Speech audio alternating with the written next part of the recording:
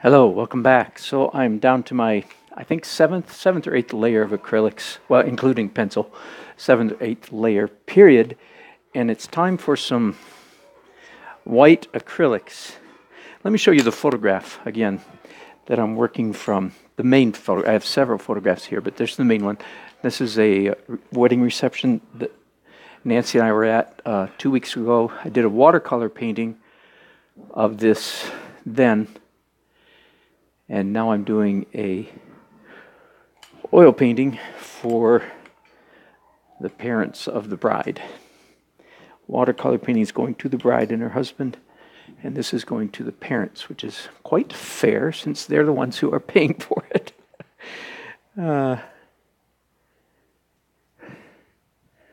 Okay, so I like this, always like this stage of the painting process. For one thing, you know what? I just realized I'm missing a chimney. Okay, time out real quick. Actually, no time out. But I just realized there's another chimney up here, and of course I don't need to put it there. It's not for realism's sake that I'm putting it. It's because it really is a nice element going off the canvas up there.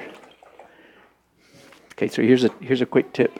Anytime you're drawing a building or anything that if you want it to appear tall, and in this case I kind of do. I want this beautiful English manor house to appear, pretty good size. Anyway, so anytime, but especially if you're doing something tall, the Empire State Building, a lighthouse, those are two crazy examples. It's usually a good idea to make part of it, the very top of it, actually go literally off the page. Counterintuitively, I think. A lot of people would think, no, if you want it to look tall, you should show the top of it. And I say, no, if you want it to look tall, you should cut off the top of it. So it gives the connotation that it continues, not indefinitely, but that it continues up past that, gives the connotation of tallness. It also does one other very important thing. This is a problem particularly pertinent, I think, to landscape painters. When you're doing landscapes, you need to beware of the donut hole syndrome. Not to be confused with the donut of creativity. I use a donut a lot, evidently. No, the donut hole syndrome is when let's say you're doing a picture of a landscape, you're doing a picture of a bridge or a barn or a shed or a house, a self-contained, rather, solid unit with edges all the way around. If you're doing a picture of that house, you rarely want to put that house there in the middle so you see all the way around it. That's a hole inside the donut. Unpleasant feeling, unpleasant. Instead, you want part of the house to go off the canvas, left, right, up, or down. And certainly, I'm not even in danger. This house actually goes way over here to the right, so I'm showing less than half of this house in reality. But still, it accomplishes the same thing. The fact that the house goes off the frame to the right avoids what I call the donut hole syndrome. It's an uncomfortable, visually uncomfortable to have a house, or really any structure in particular, that is all contained within the boundaries of the painting. Whoops.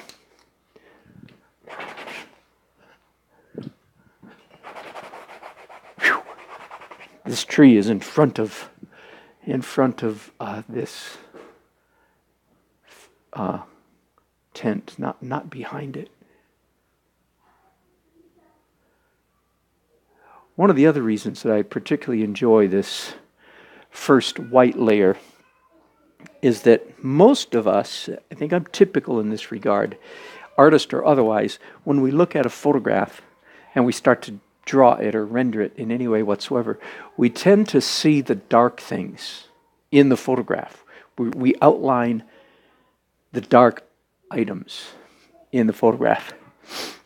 And when you switch to doing light things, all of a sudden we are looking at the photograph through a very different lens. And you tend to see things that you didn't see, that you didn't notice at all before. So keep that in mind. Anytime you're rendering anything, that this is portraits as well as landscapes. Anytime you're rendering anything, if you can, make one of your layers a lightening, whitening layer, because you will look at your reference quite differently when you are noticing light things than you did when you were noticing dark things. And again, that applies to everything, especially portraits. When you're doing portraits, if at all possible, if you're doing portraits in pencil or charcoal, then one of your layers should be erasing, drawing with an eraser. Again, for that very reason, that it forces you to look at your subject, looking for light things instead of dark things. So the chairs at this reception were very distinctive. I do a lot of chairs because I do a lot of wedding receptions. Almost always, chairs rented from such and such party rental. And I'm quite familiar with the standard chairs that show up at most rehearsals. And these were not that. So, again, I don't expect... Well, yeah, I do expect the mother of the bride, maybe the father of the bride, to have some inkling what the chairs look like. I want just a moment of, oh yeah, he's even got our chairs in there. He's even got the chairs. Of course, for decades to come, nobody will have any recollection of what the chairs look like, so it doesn't matter. But still, these chairs are a little more interesting than the average. So that's a good reason to take my cue from the reality instead of just using, standard boring old chairs. Again, 3 cheers for working from life instead of working from, or even from photographs, instead of working from your head. Reality is always more interesting than what's in your head. But that's a bold statement. Generally speaking, I'll limit myself to generally speaking, reality is always more interesting than what's in your head. If you draw from your head, paint or draw from your head too much, you will find your head shrinking. I mean that metaphorically, of course, but quite truly in a metaphorical sense. The way to make your head grow is by looking and copying. Beginners, wannabes, amateurs, and starving artists paint out of their head. And of course, modern artists. That's another topic altogether. Their brains have already shrunk. Ooh. Oh boy. That's why they're modern artists. Oh, never mind. And as you know, I like abstract painting quite much. I don't like ugly painting. I do not like ugly painting. Okay. I might be done with this layer of white.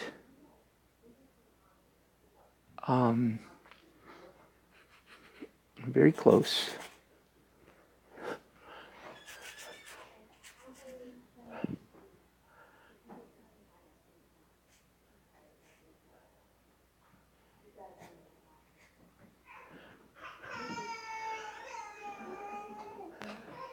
busy household today, as you can see.